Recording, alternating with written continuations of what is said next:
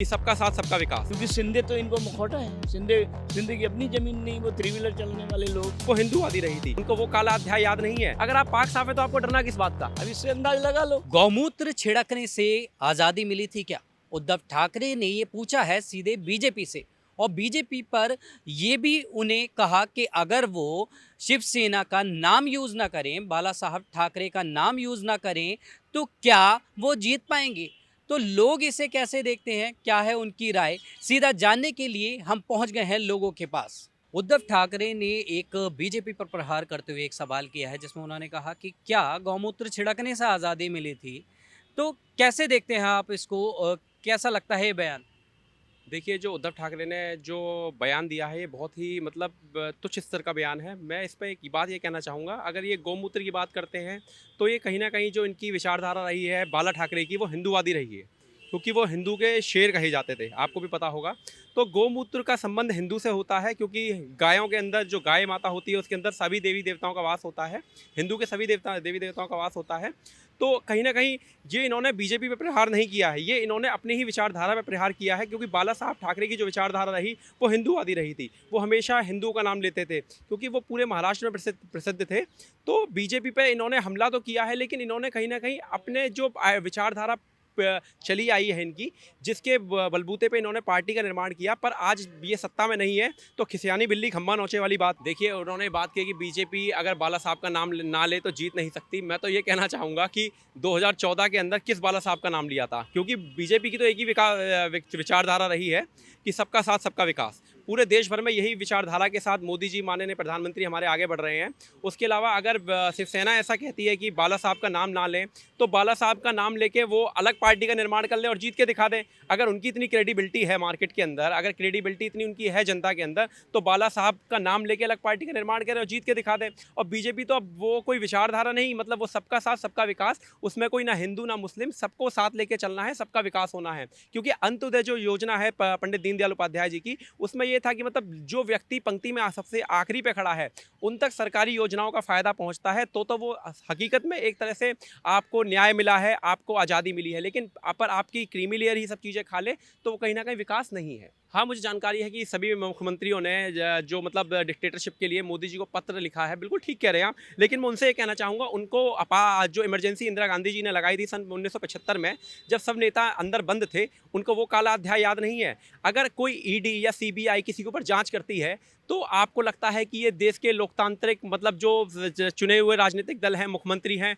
उनके ऊपर खतरा है? ऐसा नहीं है। अगर आप साफ हैं तो आपको न्याय प्रक्रिया से कभी भी घबराना नहीं चाहिए, क्योंकि अगर आपको बात करें तो 2000 जब गोधरा 2002 में कांड हुआ था तो मोदी जी को भी ट्रायल से गुजरना पड़ा था सुप्रीम कोर्ट के अंदर, क्योंकि जब तक आप ट्रायल से नहीं गुजरेंगे, जब तक आप इन चीज़ों का फेस नहीं करेंगे, आप आगे नहीं बढ़ सकते हैं। और कभी भी इन चीज़ों से डरना नहीं चाहिए एक नेता को। अगर आप मान के चलिए राजनीति में हैं तो आप पे ट्रायल भी होंगे, सब चीज़ें होंगी। आपकी सीबीआई भी जांच करेगी, ईडी भी जांच करेगी, सारी एजेंसी जांच करेंगी, और जांच के लिए ही एजेंसी बनी है। अगर आप पाक साफ है तो आपको डरना किस बात का?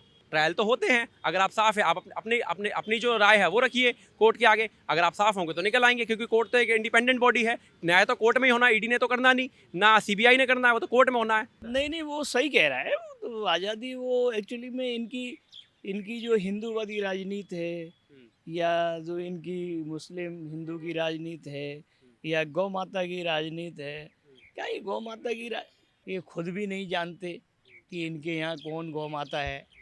अब इनको यही नहीं पता है, सड़कों पे गायें घूम रही हैं, रोटी खिलाते हैं। अगर आप कह रहे हैं कि हिंदूवादी राजनीति है, तो हिंदूवादी राजनीति तो शिवसेना भी हिंदूवादी उनका हाँ, एक। तो वो सोच रही है कि तुम हमारा वोट लोगे, हम तुम्हें काउंटर करेंगे। वो ठीक कह रहा है, उसमें कोई बात, हिंदू की राजनीति है। जी, हिंदू की राजनीति, अगर हिंदू की राजनीति की बात करें तो शिवसेना इसमें प्रमुख रूप से आती है, क्योंकि बाला साहब ठाकरे जी ने हिंदूवादी। आती थी। जी। अब नहीं, मतलब जब से बकौल बीजेपी ट्रैक बदला ना उनने, ट्रैक बदल लिया, शासन के लिए, सत्ता के लिए, सब ट्रैक बदल ले।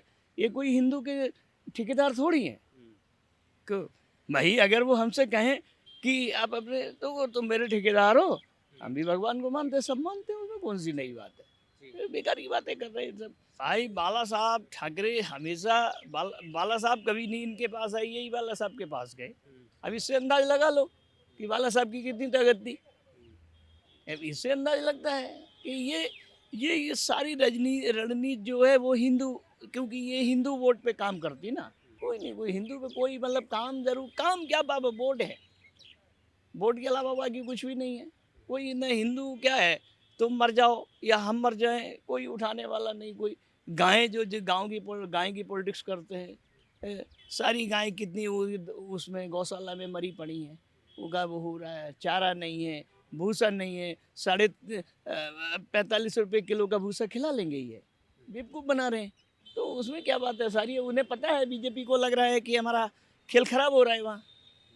भाई वो 48 सीटों में से मैं समझता हूँ 10-12 जीत जाए बीजेपी बहुत है, क्योंकि सिंधे तो इनको मुखौटा है। सिंधे की अपनी ज़मीन नहीं, वो 3 व्हीलर चलाने वाले लोग वही कहते हैं 3 व्हीलर चलाने वाले, ये तो अब उनकी ज़मीन कहाँ है, ज़मीन तो शिवसेना की थी। देखिए, हिंदूवादी राजनीति तो उद्धव ठाकरे जानते ही नहीं है क्या होती है, क्योंकि उनके पापा जानते थे, बाल ठाकरे साहब, क्योंकि उन्होंने राष्ट्रनीति और हिंदू नीति को दोनों को ही आगे बढ़ाया है। तो इनके पुत्र ये उस चीज़ को सबको भूल चुके हैं ये, और ये अपने अवसर वार्ता में आकर के, सत्ता लोलुप के हाल उसमें आकर के ये सब कुछ भूल चुके हैं। ये गौ माता पर इन्होंने ये जो बयान दिया है ये बहुत निंदनीय है। छिड़कने से क्या आज़ादी होगी? गौमूत्र तो हमारी गाय का वो होता ही है, और ये इन्होंने निंदनीय वो दिया है, हिंदुत्व के खिलाफ दिया है। शिवसेना तो भाजपा का सहारा लेकर के आगे बढ़ती है, और उन्होंने धोखा दिया पिछली बार की गवर्नमेंट में कि मुझे सीएम बनाया जाएगा, ऐसा कुछ नहीं था, और अवसरवादी हैं ये। और अब इनके पास तो कुछ है ही नहीं, ना उनके पास चिन्ह है, ना उनके पास पार्टी है, और आने वाले समय में बम्बई की, महाराष्ट्र की जनता उनको पटकनी देगी, और सत्ता में कहीं नहीं आ पाएंगे वो। परमात्मा के सब बनाए बंदे एक जैसे हैं, तो धर्म तो कोई बुरा है ही नहीं, धर्म का कोई अर्थ ही नहीं जानता, तो वो क्या समझेगा इस चीज़ को। कर्म ही धर्म है, उसको कर्म ही नहीं पता। जो अपने कर्म के प्रति ईमानदार है उसके जीवन में आनंद है। अपनी बात को आप कहीं भी कुछ भी बोल सको, कोई बेबाकी से रख सको, मैन आज़ादी वो है। इन सब चीज़ों के छिड़कने से या किसी की टोटका टंबर करने से कुछ होता है जी। वो तो देखिए, ये तो सबको पता है कि पार्टी कहीं ना कहीं किसी न किसी चीज़ का सहारा लेती है जीतने के लिए। कोई मुद्दा लेके बैठती है, कोई मुद्दा लेके बैठती है। कोई धर्म की राजनीति कर रहा है, कोई पैसे की राजनीति कर रहा है। ये तो पॉलिटिक्स है, राजनीति है ये तो।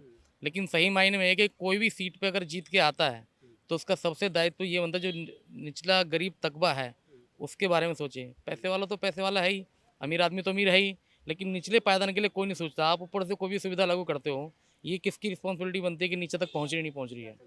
ये भी तो देखना आपका दायित्व है। अगर नीचे तक पहुँची है तो फिर ये देश के हालात क्यों हैं कि गरीब किसान आज भी गरीब ही है, आज भी उसको अपनी धान का, अपनी फसल का जो भी लागत लगाता है उसको उचित मुआवजा नहीं मिल पाता।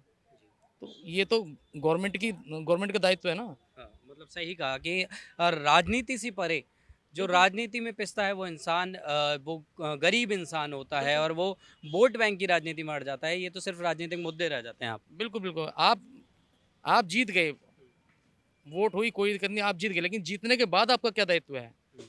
जो पीछे किसी ने क्या कहा, क्या बयानबाजी, उसको ख़त्म करके आगे के लिए आप जीत करके आप आते किस लिए हैं? आप आम जनता का भला करने के लिए आते हैं कि जो गरीब निचला तबका है हम उसको उठाएं। उसी से तो देश की तरक्की होगी ना। देश की तरक्की कोई गौमूत्र छिड़कने से तो हो नहीं जाएगी। अगर इस तरह से हो तो और विदेशों के अंदर भी गाय पाली जाती है, हमारे देश के अंदर ही थोड़ी कि हमारे देश के अंदर ही गाय पाली जाती है। गाय तो सभी देशों में पाली जाती है। गाय की राजनीति, मतलब आपका कहना है कि गाय की राजनीति ना करके राजनीति अगर निचले उन लोगों की होगी तो ज़्यादा फर्क पड़ेगा जिनके आप वोट लेते हैं। बिल्कुल बिल्कुल सर, मैं तो ये जानता हूँ, ठीक है, गाय हमारी एक आस्था का विषय है। कोई जल को, उसको भी माता कहते हैं, अपना अपना आस्था का विषय है। तो इसको मुद्दा ना बना करके मुद्दा ये बनाना चाहिए कि आज की डेट में एक जो निचले तबका आदमी, उसकी इनकम कितनी है और देश की महंगाई का औसत क्या है। क्या वो इतनी इनकम में अपने बच्चों को पढ़ा लिखा पाएगा? क्या वो अच्छी शिक्षा दे पाएगा? जैसा आपने सुना कि लोगों का साफ तौर पर कहना है कि कहीं ना कहीं ये सिर्फ एक मानसिकता का फ़र्क है। अगर आप बोलते हैं गौमूत्र के लिए, तो कहीं ना कहीं आप हिंदूवादी विचारधारा को भी जो है एक फेस करना पड़ेगा, और उसके ऊपर भी आप एक क्वेश्चन मार्क लगा देते हैं कि क्या सिर्फ आज़ादी गौमूत्र छिड़कने से मिली थी। आपकी क्या है इस पर राय, हमें कमेंट कर ज़रूर बताएं। कैमरामैन रोहित के साथ नवदीप शर्मा की रिपोर्ट, दिल्ली। आप देख रहे हैं सौगंध टीवी। सौगंध वतन की।